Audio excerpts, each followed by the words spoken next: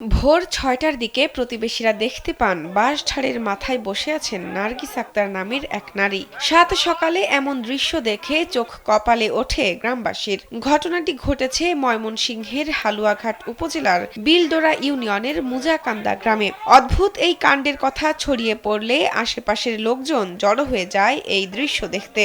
বাঁশঝাড়ের মাথা থেকে নার্গিসকে নামানোর চেষ্টা শুরু করেন গ্রামবাসী, কিন্তু বহু চেষ্টার পরও ব্যর্থ হন তারা। পরে হালুয়াঘাট ফায়ার সার্ভিসকে খবর দেওয়া হলে তাদের একটি টিম ঘটনাস্থলে গিয়ে নার্গিস আক্তারকে উদ্ধার করে।